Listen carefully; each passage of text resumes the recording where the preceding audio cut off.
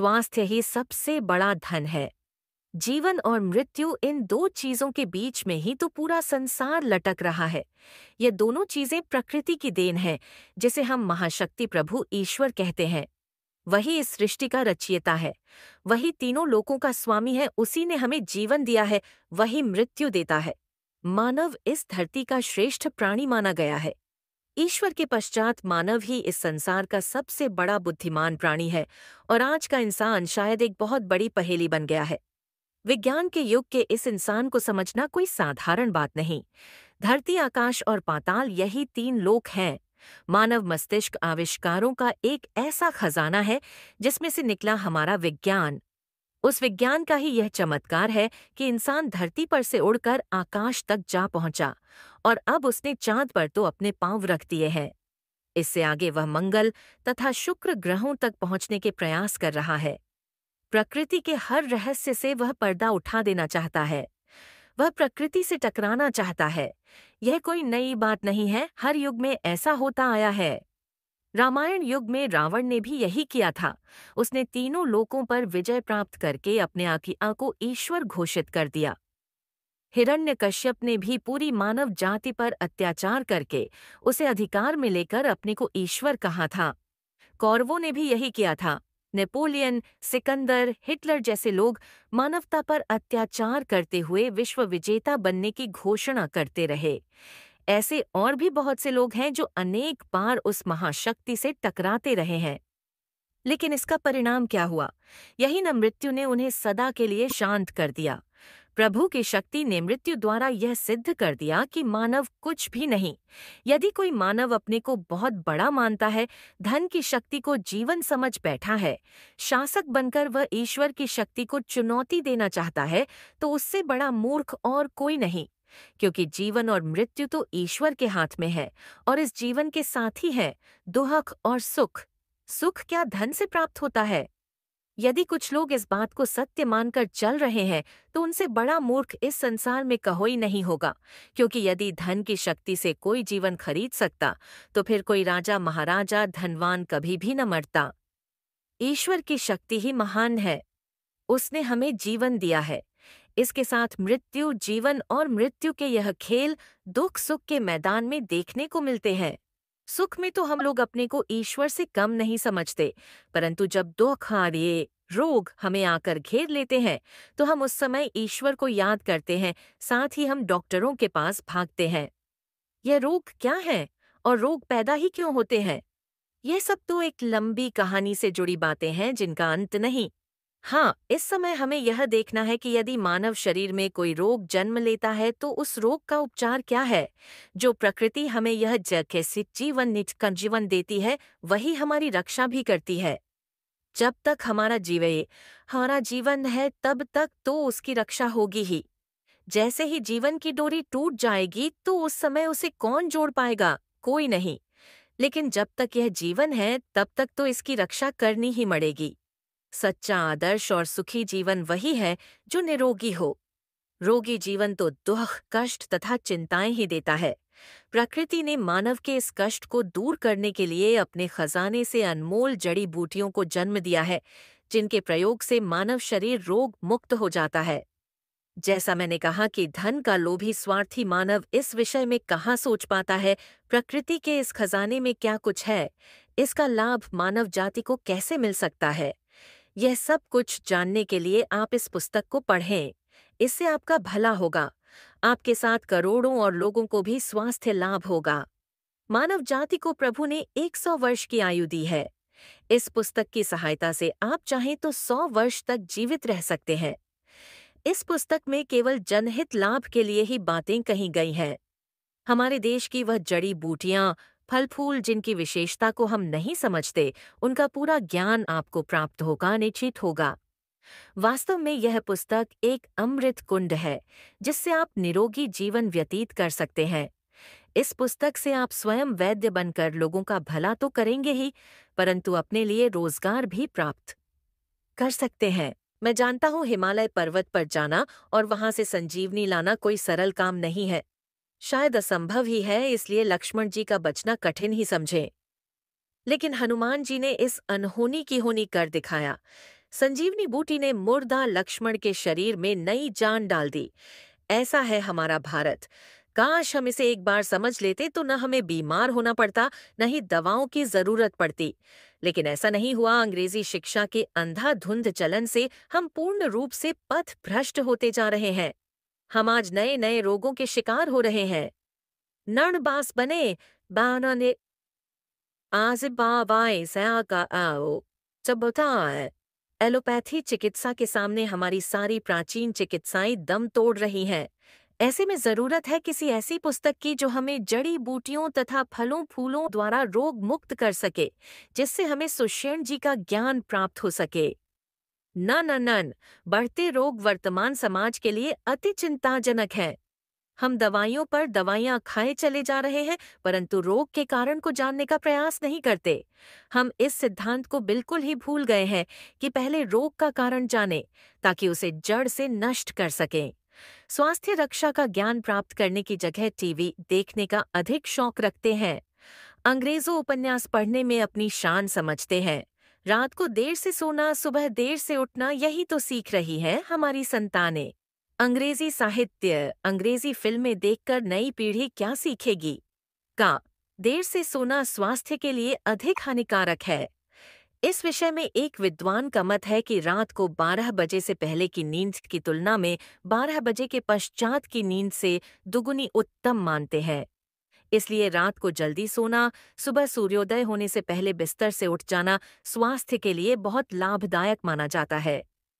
On दे आज की नई पीढ़ी को देखकर तो ऐसा लग रहा है कि लोग अपने स्वास्थ्य के स्वयं शत्रु बनते जा रहे हैं। माँ बाप अपने लाड प्यार के कारण बच्चों के भविष्य से खिलवाड़ कर रहे हैं। सिनेमा और टीवी के कारण तो उनका भविष्य, अब तो इस बारे में प्रश्न चिन्ह ही लगा हुआ है, क्योंकि इस युग में स्वास्थ्य से अधिक लोगों को धन की चिंता सता रही है रखी हो। घर को सजाने के लिए अंधाधुंध धन खर्च करके उसे नए अंग्रेजी स्टाइल का बना दें। बच्चों के लिए बढ़िया नामी अंग्रेजी स्कूल हों और घर में अंग्रेजी भाषा में बातें की जाएं। यह सब कुछ तो सोचा जाता है, परंतु स्वास्थ्य के बारे में कुछ भी नहीं सोचा जाता। किसी को इस विषय में कोई चिंता ही नहीं। यदि चिंता होती है तो धन को बढ़ना चाहिए। जो धन घर में आ गया है वह तो आ चुका है, इसको नहीं छेड़ा जाना चाहिए, बल्कि इसमें अधिक से अधिक बढ़ोतरी हो। यही चिंता, यही कल्पना, यही लगन उन लोगों को अंदर ही अंदर चाट रही है। उन्हें देखकर मुझे एक अंग्रेजी भाषा के लेखक डेल कार्नेगी की सत्य कथा याद आ जाती है, जो इस प्रकार है। एक आदमी जो गरीबी से बहुत दुखी था, उसे कारोबार में घाटा हो चुका था। वह आत्महत्या करने जा रहा था तो अंतिम बार डेल से मिलने गया। लेखक महोदय ने उससे पूछा, अरे भाई, तुम क्यों आत्महत्या करने जा रहे हो? इसलिए कि मैं गरीबी से तंग आ गया हूँ। अब मैं बिना धन के जीकर क्या करूंगा? क्या तुम वास्तव में ही अपने को गरीब समझते हो? समझता ही नहीं, मैं गरीब हूं ही। वह आदमी चिल्ला कर बोला, ठीक है, आप बिल्कुल गरीब है ना, और आत्महत्या करके अपने जीवन का अंत करने जा रहे हैं। हाँ, जा रहा हूँ। अब मुझे कोई नहीं रोक सकता। अब मेरे जिंदा रहने का कोई अर्थ ही नहीं, मैं गरीब हूँ। गरीब वह आदमी रोते हुए बोला, आप गरीब हैं? हाँ हाँ हाँ हाँ। तो ठीक है, मरने से पहले एक काम कर जाओ। क्या काम? देखो, मेरे एक मित्र की किसी दुर्घटना में एक आंख चली गई है। वह बहुत अमीर है, उसे एक आंख पाने की जरूरत है। वह किसी भी व्यक्ति की आंख खरीदना चाहता है। आप तो मरने जा ही रहे हैं, आप जाते जाते एक आंख उसे देते जाए। इसके बदले में मैं आपको $10,000 दिलवा सकता हूँ। आपको धन चाहिए उसे आंख। सिखाऊं पासंद आइश। नहीं नहीं, ये कैसे हो सकता है कि मैं अपनी आंख निकलवा दूं? ये नहीं होगा। $20,000 भी वह सेठ दे सकता है, बस उसे एक आंख की जरूरत है। नहीं नहीं, मैं अपनी आंख नहीं बेच सकता। चलो, आंख मत बेचो, अपना एक गुर्दा बेच दो। इससे तो तुम्हें कोई फर्क नहीं पड़ेगा। $20,000 तक तो कोई भी धनवान रोगी जिसके दोनों गुर्दे बेकार हो गए होंगे, आपको देने के लिए तैयार हो जाएगा। नहीं नहीं नहीं, यह नहीं होगा, मैं यह नहीं कर सकता। वह आदमी एकदम भड़क उठा। चलो, यह भी न सही, एक टांग बेच डालो, किसी भी अपाहिज आदमी के काम आ जाएगी। इसके भी $10-15 हजार मिल सकते हैं। इतनी ही कीमत बाजू की भी मिल सकती है। जो चीजें आपके पास ही हैं, उनमें से एक एक बेचकर आप $1 लाख कमाकर धनवान तो बन ही सकते हैं। नहीं, ऐसा नहीं हो सकता। मैं अपने शरीर का कोई अंग नहीं बेच सकता। भैया जी, यदि आप $1 लाख में अपने फालतू अंग को बेचने के लिए तैयार नहीं हैं, तो फिर आप गरीब कैसे हैं?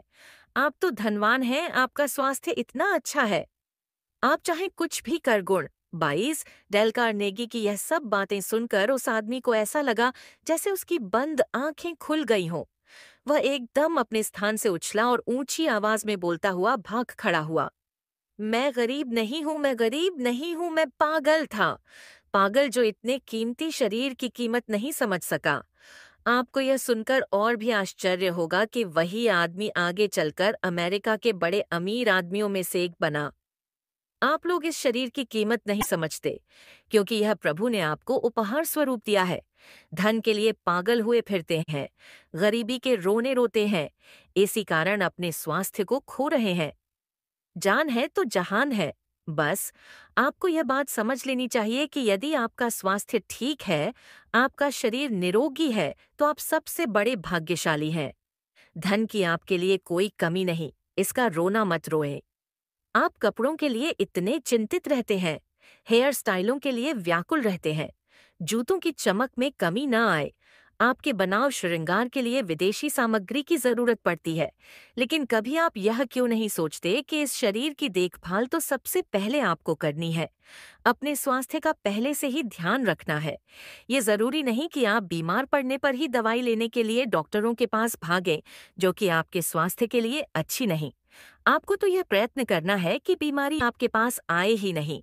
मैं इस बात को पूरे दावे के साथ कहता हूँ कि यदि आप स्वयं अपने स्वास्थ्य की रक्षा करें, तो आप कभी बीमार हो ही नहीं सकते। दुख तो इस बात का है कि इसके लिए मार्गदर्शक कोई नहीं मिलता। पूरा समाज ही जैसे पथभ्रष्ट होता जा रहा है। आज आपको जरूरत है धन्वंतरी जी के ज्ञान चरक ज्ञान की, ताकि आप 100 वर्ष तक अच्छे स्वास्थ्य के साथ जीवित रह के आनंद प्राप्त कर सकें। आज मैखा लेते हैं, बड़े बड़े डॉक्टरों की भारी फीसें देकर उनसे सलाह लेने जाते हैं, मगर स्वास्थ्य रक्षा की पुस्तक पर 50 रुपए खर्च करने में उन्हें कष्ट होता है। काश आप लोग इस बात को समझ सकें। जीवन बहुत अनमोल है।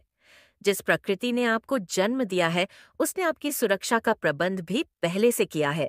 जैसे बच्चा पैदा होते ही माँ की छातियों में दूध उतर आता है, ठीक इसी प्रकार प्रकृति ने मानव शरीर में आने वाले कष्टों के लिए पूरे पूरे उपाय धरती की कोख से निकलने वाली वस्तुओं द्वारा कर रखे हैं।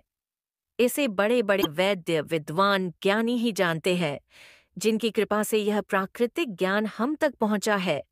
अब इस ज्ञान को घर घर तक पहुंचाने के लिए मैं इस चिकित्सा प्रणाली को ऑडिट को आपके पास ला रहा हूं। इस युग में चिकित्सा इतनी अधिक महंगी हो चुकी है कि मध्यम वर्ग हो या निर्धन, वह चिकित्सा के खर्च का बोझ उठा नहीं सकता। बड़े बड़े धनी लोग तो नर्सिंग होमों तथा बड़े बड़े अस्पतालों में जाकर लाखों रुपए खर्च कर अपना उपचार करवा सकते हैं, परंतु आम लोगों के लिए तो ये पुस्तक ही सबसे बड़े डॉक्टर का काम देगी। जो उपचार आपको लाखों रुपए खर्च करके भी नहीं मिल सकता, वह उपचार कुछ रुपयों में ही आप कर सकते हैं। भोजन और मानव शरीर। हमारा शरीर जब तक सांस चलती है, तब तक ही जीवित माना जाता है। इसके पश्चात तो यह मात्र मिट्टी है, जिसकी कोई कीमत नहीं है। इस शरीर को जीवित रखने के लिए हमें हर दिन भोजन की आवश्यकता है। भोजन से ही शरीर को शक्ति मिलती है। इस भोजन को हम मुख से खाते हैं और दीर्घ आयु का आधार हमारी जीवन शक्ति पर है। जीवन शक्ति का आधार हमारे खान पान पर है। हम जो कुछ भी खाते हैं, उसे प्राणवायु ले जाकर आमाशय तक पहुंचाती है। इस भोजन में 6 रस होते हैं, मीठे, खट्टे, चय, तिसेष्टे, कड़वे, खारे, बोवरे, कसैले और चरपरे। जब यही रस हमारी पाचन प्रणाली पित्त में जाते हैं, तो उसकी गर्मी से पककर खटास युक्त हो जाते हैं। वहां जाकर यह भोजन पकता है। इसमें से रस निकलकर सारे शरीर में फैलते हैं। उसके पश्चात जो चर्चास बच जाती है, उसे मल मूत्र के रूप में हमारे शरीर से ये अंग बाहर निकाल देते हैं। यही जल रूप रस जब हमारे शरीर में पहुंच जाता है, तब रंजक पित्त की गर्मी से यह खून बन जाता है जो हमारे पूरे शरीर की नाड़ियों में घूमता हुआ हमें जीवन देता है। इसी शक्ति से हमारी सांस चलती है। जो हम खाएंगे उसी का प्रभाव हमारे मन पर पड़ेगा। जो हमारा मन सोचेगा वह मस्तिष्क में जाएगा। हमारा शरीर भी वैसा ही करेगा। सीधी बात यह है कि जैसा हमारा भोजन होगा उसके अनुसार ही हमारा शरीर चलेगा। यदि हम बुरी वस्तुओं का सेवन करते हैं तो हमारा मन और मस्तिष्क भी बुरा ही सोचेंगे। हमारे स्वास्थ्य विद्वानों का भी कुछ ऐसा ही मत है कि शराब पीने से हमारे शरीर को नुकसान पहुंचता है। उदाहरण के लिए, यदि हम शराब से भरे रुई के टुकड़े को मानव शरीर के किसी अंग पर रगड़ें तो वह अंग एकदम सुन्न हो जाएगा। आपको पता चलेगा कि यह अंग बेजान हो गया है। ऐसी शराब आपकी अंतड़ियों का क्या हाल करेगी, यह सोचना आपका काम है। केवल शराब की ही बात नहीं, हर नशे का यही हाल है। नशा कोई भी हो, आपके शरीर के स्वास्थ्य को हानि ही पहुंचाएगा। पागल खाने के डॉक्टरों ने अनेक पागलों का टेस्ट लिया तो उस परीक्षा से यही परिणाम निकला कि उनमें से 80% लोग अधिक शराब पी पी कर ही पागल हुए थे। अब यह फैसला तो आपके हाथ में है कि आप अपने शरीर को कैसा रखना चाहते हैं, रोगी अथवा निरोगी। मैं समझता हूँ कि कोई प्राणी ऐसा नहीं है जो अपने शरीर को रोगी बनाना चाहता हो, लेकिन कुछ लोग केवल अज्ञानता के कारण ही अपने लिए रोग खरीद लेते हैं। शरीर विज्ञान हमें बताता है कि हमारे भोजन से हमें कई प्रकार के तत्व मिलते हैं। यह जानना आपके लिए बहुत ज़रूरी है। जैसा आपको पहले भी बताया जा चुका है कि भोजन से हमें रस मिलता है जो बाद में रक्त बनता है। यह भोजन हमारा प्राण रक्षक है। भोजन से हमें क्या क्या मिलता है? जैसा कि बताया जा चुका है कि भोजन ही मानव जीवन का आधार है, मगर यह जानना भी तो जरूरी है कि इस भोजन में कौन कौन से तत्व होते हैं। आओ जाने। 1 प्रोटीन, 2 वसा चर्बी, 3 खनिज लवण, 4 कार्बोहाइड्रेट्स, 5 विटामिन्स। आओ इन सब के अलग अलग गुण दोष के आधार को मानकर इन सब का विवरण अलग अलग से देखें। प्रोटीन। हमारा शरीर असंख्य कोष्ठों का एक समूह है। यह कोष्ठ प्रोटीन के बने होते हैं। प्रोटीन का काम है शरीर के तंतुओं का निर्माण और शरीर के भाग किसी कारण कमजोर पड़ गए हों उनको शक्ति प्रदान करना। प्रोटीन प्राप्ति के लिए दूध, अंडा, मांस आदि बहुत गुणकारी माने गए हैं। क्योंकि यह पशुओं से मिलते हैं, इसलिए इनको एनिमल प्रोटीन्स कहते हैं। वैष्णव लोगों को यह प्रोटीन्स गेहूं, जौ, बाजरा, चना तथा सूखे मेवों और दालों बापने से ओसानंदा दालों सब्जियों में मिलते हैं, इसलिए इन्हें वनस्पतिक प्रोटीन्स कहते हैं। यदि किसी प्राणी के शरीर में यह प्रोटीन्स अधिक मात्रा में पहुंच जाते हैं तो वह अपने आप ही चर्बी में बदल जाते हैं। वसा या चर्बी। वसा हमारे शरीर में गर्मी और शक्ति पहुंचाने का काम करती है।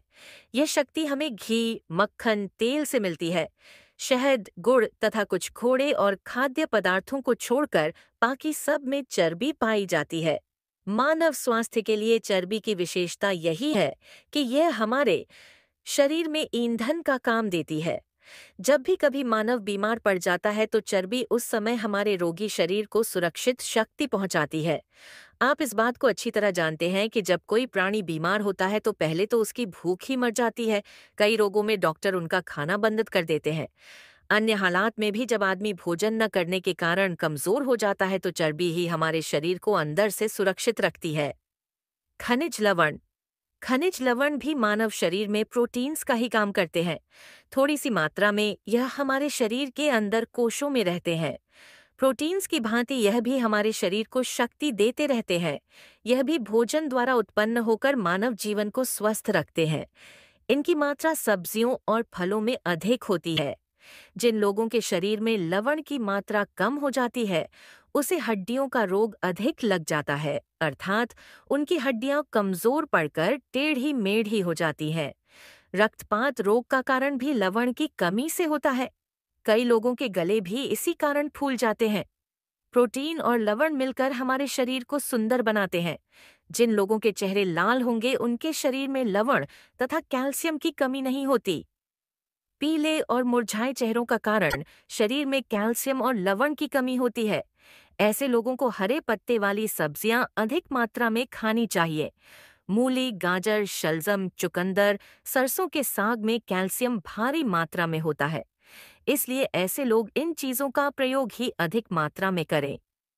कार्बोहाइड्रेट्स व इससे हमारे शरीर में गर्मी पैदा होती है तथा साथ ही चर्बी भी बनाने का काम होता है। इसमें दो आहार तत्व अधिक मात्रा में पाए जाते हैं, जिनके नाम इस प्रकार हैं। 1 चीनी, 2 स्टार्च। मैदा तथा साबूदाने में सफेद सा चिपचिपा तत्व होता है, उसे ही स्टार्च कहते हैं। चीनी और स्टार्च के मिलन से ही कार्बोहाइड्रेट्स बनता है। मानव शरीर में इसका एक ही काम है, वह है जलकर शरीर में शक्ति पैदा करना। स्टार्च की तुलना में चीनी अधिक अच्छी जलती है। जो लोग मेहनत के काम अधिक करते हैं, उन्हें इसकी अधिक आवश्यकता पड़ती है। इन्हें हम दूध, चीनी, अनाजों के अतिरिक्त फलों और सब्जियों में अधिक मात्रा में प्राप्त कर सकते हैं। विटामिन्स क्या होते हैं? जब भी कहीं हम स्वास्थ्य रक्षा की बात करते हैं, तो विटामिन्स की बात वहाँ जरूर होती है। इसका कारण यही है कि हमारे शरीर को स्वस्थ रखने के लिए इनका होना बहुत जरूरी है, अन्यथा हमारा शरीर खोखला और नाकारा होकर रह जाएगा। इसलिए इन्हें जीवनदाता की पदवी दी गई है। विटामिन्स का विवरण इस प्रकार है। विटामिन्स ए। जिन लोगों के शरीर में विटामिन्स ए की कमी होती है, उन्हें रात को नजर न आने का रोग लग सकता है। विटामिन्स बी, किन बी। विटामिन्स बी की कमी जिस मानव शरीर में आते ही दांतों के कमजोरी तथा मसूड़ों से खून निकलने लगता है, मसूड़े सूज जाते हैं। डी। विटामिन्स डी की कमी के कारण दांतों में कीड़ा लग जाता है, फेफड़े कमजोर हो जाते हैं, हड्डियां कमजोर हो जाती हैं, स्नायु रोग भी लग जाता है।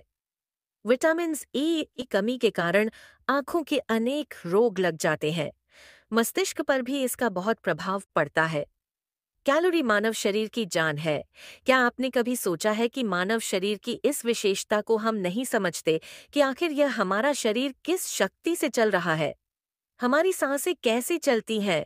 हमारे अंदर ऐसी कौन सी मशीनरी फिट है कि हम चलते जाते हैं, काम करते हैं, थकते हैं, सो जाते हैं। दिन भर काम करके हम थक जाते हैं, फिर हमें नींद आ जाती है। सुबह उठते हैं तो सारी थकान दूर हो जाती है और हम फिर से ताज़ा दम होकर अपने काम में जुट जाते हैं। यह सारा कार्य कैलोरी करती है, परंतु पाठक वर्ग ये जानने के लिए अति व्याकुल होगा कि आखिर यह कैलोरी क्या है। अपने पाठकों को यह बता दूं कि वसा, चर्बी, कार्बोहाइड्रेट्स शक्ति उत्पादन का ही काम करते हैं। देखना यह होता है कि इनसे पैदा होने वाली गर्मी की शक्ति में कितनी कितनी मात्रा में गर्मी पैदा करता है। इस गर्मी को हम ताप ऊर्जा भी कहते हैं। बस इस शक्ति की मात्रा का जान लेने का नाम ही कैलोरी है। इसे इस प्रकार से जान सकते हैं कि एक ताप इकाई उतने को ही कहते हैं जितनी गर्मी से 1 लीटर पानी का तापक्रम 1 डिग्री सेंटीग्रेड तक बढ़ जाए। इसे आप यूं भी समझ सकते हैं कि जब हम गैस चूल्हे पर 1 लीटर पानी 6 सेकंड तक रखने पर उसका तापक्रम 1 डिग्री सेंटीग्रेड बढ़ जाता है, और यदि हम इतने ही पानी को मिट्टी के तेल के स्टोव पर चढ़ाएं तो 100 कैलोरीज लग जाती हैं। अब आप इसे स्पष्ट रूप से जान लें। 1 ग्राम प्रोटीन अथवा 1 ग्राम कार्बोहाइड्रेट्स में से शरीर को 4 कैलोरीज मिलती है, जबकि 1 ग्राम चर्बी 9 कैलोरीज देती है। इस प्रकार से हमें 100 ग्राम चर्बी में से उतना ही कैलोरीज मिल जाती हैं जितना कि 225 ग्राम प्रोटीन्स अथवा कार्बोहाइड्रेट्स से मिलती है। अब यह बात तो कहने की आवश्यकता ही नहीं कि चर्बी, प्रोटीन्स और कार्बोहाइड्रेट्स से कहीं अधिक गर्मी रखती है। हर इंसान को उसके शरीर को उसके आयु तथा जलवायु के अनुसार ही कैलोरी की जरूरत पड़ती है। एक मनुष्य के शरीर के लिए आमतौर पर 2500 से 3500 तक, औरत के शरीर को 2100 से 2500 तक कैलोरीज की जरूरत पड़ती है। इसे प्राप्त करने के लिए 300 ग्राम चर्बी अथवा 800 ग्राम प्रोटीन्स या 800 ग्राम कार्बोहाइड्रेट्स की जरूरत पड़ती है। परंतु फिर भी अकेली चर्बी लेना स्वास्थ्य के लिए उचित नहीं है। न ही प्रोटीन्स तथा कार्बोहाइड्रेट्स से काम चल सकता है। इन तीनों को मिलाकर ही यह मात्रा पूरी की जा सकती है। एक साधारण स्वास्थ्य वाले प्राणी के लिए अपने भोजन में 90 से 100 ग्राम तक चर्बी और 350 से 4500 ग्राम तक कार्बोहाइड्रेट्स लेना जरूरी है। इससे उसका स्वास्थ्य ठीक रहता है।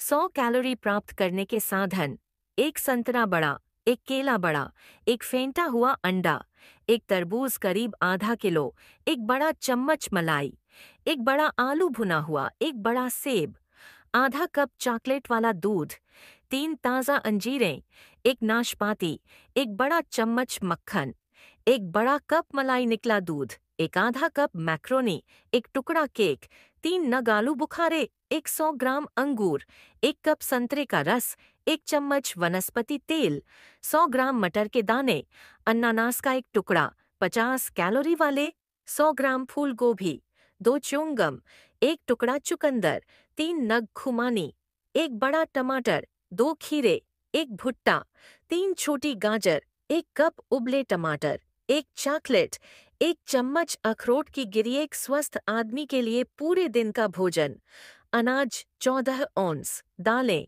9 औंस, पत्ते वाली हरी सब्जियां 4 औंस, दूध 10 औंस, फल 3 औंस, चीनी अथवा गुड़ शक्कर 2 औंस, घी अथवा तेल 2 औंस, 1 अंडा, मांस मछली 2 औंस। शाकाहारी लोग मांस मछली तथा अंडे के स्थान पर 4 औंस दूध अधिक ले सकते हैं।